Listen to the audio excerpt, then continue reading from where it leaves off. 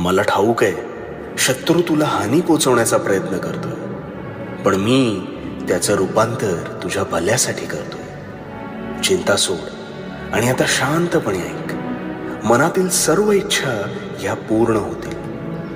नियतीनुसार इथे हिसकावून खाणारा कधीच सुखी होत नाही आणि वाटून खाणारा हा कधीच दुःखी होत नाही. म्हणून वर्तमानात तू निस्वार्थ कर्माचे रोप लाव.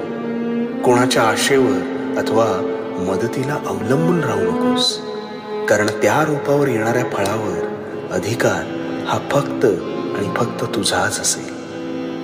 कर्म शुद्ध ठेव आणि हो, भिवू नकोस कारण मी तुझ्या पाठीशी. भिवू नकोस, मी तुझ्या पाठीशी.